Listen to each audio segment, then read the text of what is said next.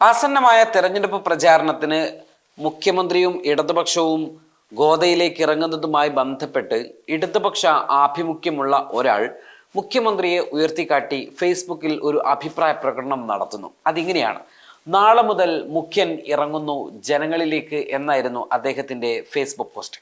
എന്നാൽ ഒരു സമാധാന മാലാക അതിനടിയിൽ ഒരു കമൻ്റ് ഇടുകയാണ്. ആരാണെന്നല്ലേ? അവരൊരു കന്യാസ്ത്രീയാണ്. പേര് ടീന ജോസ്. അന്നേരം ആരെങ്കിലും ഒരാൾ ഒരു ബോംബെറിഞ്ഞ് തീർത്തു കളയണം അവനെ.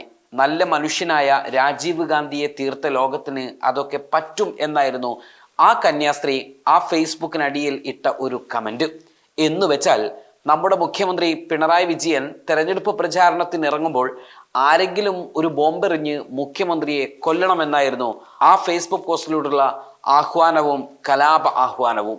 എത്രമാത്രം ഭീകരമാണ് അത് എന്നോർക്കണം. കലാപാഹ്വാനമാണ് ആ സ്ത്രീ നടത്തിയത് എന്നോർക്കണം.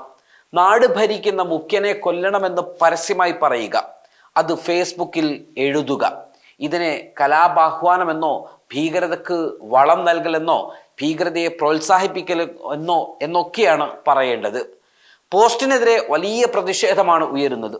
അതേസമയം ടീന ഒരു കന്യാസ്ത്രീ മാത്രമല്ല, അഭിഭാഷക കൂടിയാണ് എന്നതാണ് പിന്നീട് നടത്തുന്ന അന്വേഷണങ്ങളിൽ പുറത്തു വന്നത്. ഇത് കേരളീയ സമൂഹത്തെ ഞെട്ടിച്ചു കളയുന്ന ഒന്നാണ്. നിയമം അറിയുന്ന, സമാധാനത്തോടുകൂടി ലോകം മുന്നോട്ട് പോകണമെന്ന് ആഗ്രഹിക്കുന്ന രണ്ട് വ്യത്യസ്തമായ ധ്രുവങ്ങളിൽ നിന്ന് ലോകത്തെ കണ്ടുകൊണ്ടിരിക്കുന്ന ഒരു സ്ത്രീ. ഒന്ന്, കന്യാസ്ത്രീ എന്ന പട്ടം അവർക്കുണ്ട്. അവർ ഏറെ ബഹുമാനത്തോടുകൂടി മറ്റു മതസ്ഥരും അവരുമൊക്കെ തന്നെ ഈ ലോകത്തോട് സംവദിക്കേണ്ട, അല്ലെങ്കിൽ അവരെ കാണുന്ന ഒരു വ്യക്തിത്വത്തിനുടമ, അത്തരം ഒരു വസ്ത്രധാരണത്തിന് ഉടമ. അവർ ഒരു കലാപ ആഹ്വാനം നടത്തുകയാണ്. അതിലേറെ രാജ്യത്തിൻ്റെ നിയമത്തെക്കുറിച്ചും രാജ്യത്തിൻ്റെ നിയമ സംവിധാനം എന്തായിരിക്കണമെന്നും അതിൻ്റെ പരിമിതികൾ എത്രത്തോളമാണ് എന്നും അതിൻ്റെ ഉള്ളടക്കം എന്തൊക്കെയാണ് എന്നതുമൊക്കെ വളരെ കൃത്യമായിട്ട് മനസ്സിലാക്കുന്ന ഒരു അഭിഭാഷക കൂടി, നിയമമറിഞ്ഞ ഒരാൾ കൂടിയാണ് ഈ ടീന എന്ന് പറയുന്ന വ്യക്തി. ഇത് നമ്മൾ ഞെട്ടിപ്പിക്കുകയല്ലാതെ മറ്റെന്താണ്? ഇവർ ഏതെങ്കിലും തരത്തിലുള്ള ആളാണ് ഇത്തരം കുറ്റകൃത്യങ്ങൾ നടത്തുന്നതെങ്കിൽ ഈ രാജ്യത്തെ സംവിധാനങ്ങൾ എങ്ങനെയൊക്കെ ആയിരിക്കും ചലിക്കുക എന്ന് നമ്മൾ ഓർക്കണം. ഇവിടെ ടീന ജോസിന്റെ ഈ നടപടിക്കെതിരെ പ്രതിഷേധം ഇപ്പോൾ ശക്തമായി. പ്രതിഷേധം ശക്തമായതോടെ ഇവർക്കെതിരെ ആദ്യം രംഗത്ത് വരുന്നത് CMC സന്യാസിനി സമൂഹമാണ്.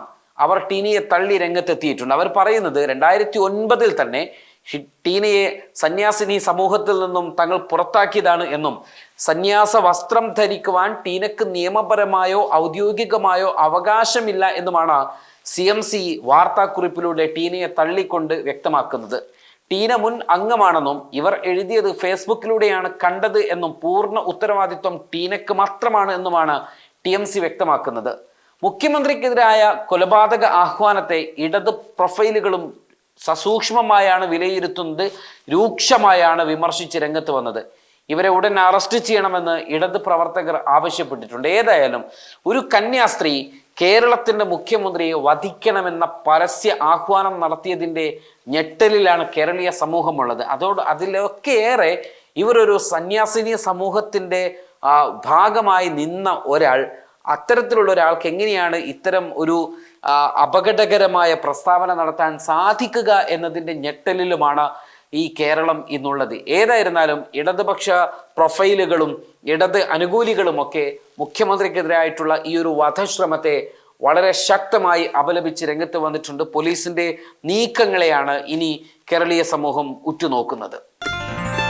waytonikah.com, the exclusive Muslim matrimonial site.